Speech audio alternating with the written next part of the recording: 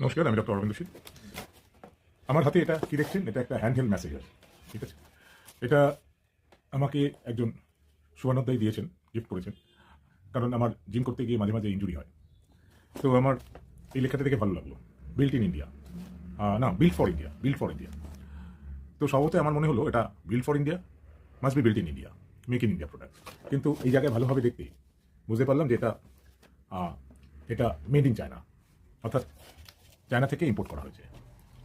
দিল্লির কোনো সংস্থা, ধোঁকাবাজি চলছে।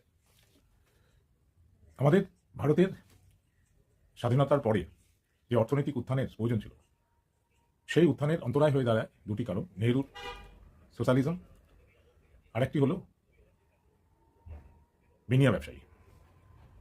এই ব্যবসায়ীগুলো মূলত অশিক্ষিত এবং এরা এক ধরনের ইধার কামাল উধার মিডিলম্যানশিপ করে, কোনো ইনোভেটিভ ক্রিয়েটিভ বিজনেস করে না, রিসোর্স বেসড মিডিলম্যানশিপ। ফলত স্বাধীনতার পরে যে মোমেন্টাম দরকার ছিল, যে প্রোগ্রেস দরকার ছিল, যার একটা বড় স্তম্ভ হলো অর্থনৈতিক এবং ব্যবসা, সেটা কোনোভাবে উন্নতি হয়নি, কারণ এই ধরনের ব্যবসায়িক মানসিকতার জন্য।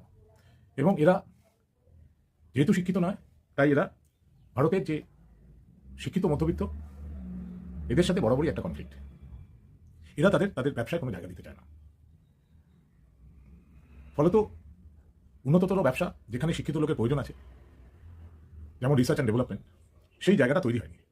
আইআইটি এবং আরও নানা উচ্চ পর্যায়ের উচ্চকোটির কলেজ থেকে যেসব ব্রিলিয়ান্ট স্টুডেন্ট, তারা ভারতে সেইভাবে কোনো চাকরি, সম্মানজনক পদ, সেরকম মাইনে, সেই লাইফস্টাইল না পাওয়ার জন্য, সেই সুযোগ না পাওয়ার জন্য তারা বিদেশে পাড়ি দেয়। আর এটাকেই অনেকেই চক্রান্ত করে ব্রেন ড্রেন বলে। তারা কখনো বলে না যে সেই পরিকাঠামো তৈরি হয়নি বা তৈরি করা হয়নি ইচ্ছাকৃতভাবে সুশিক্ষিত মধ্যবিত্ত ছেলেমেয়েদের ইনোভেশনের, রিসার্চ অ্যান্ড ডেভেলপমেন্টের জায়গা করা হয়নি বলে। আজকে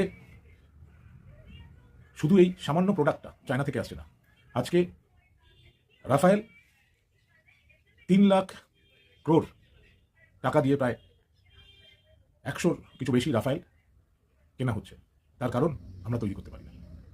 দেশের সুরক্ষা বিঘ্নিত, শত্রু পরিবেষ্টিত, সেক্ষেত্রে আমাদের এয়ার ডিফেন্স রক্ষা করতে হবে, তার জন্য রাফায়েল দরকার। আমরা তৈরি করতে পারি না, তাই কিনতে হবে।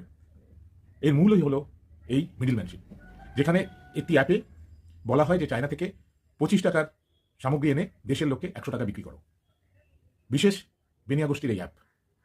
তাহলে সেই দেশ যতই বিশ্বগুরু বলুক, তারা তৃতীয় বিশ্ব হয়েই থাকবে এই মানসিকতার জন্য। ধন্যবাদ, এখানেই শেষ করলাম, আবার দেখা।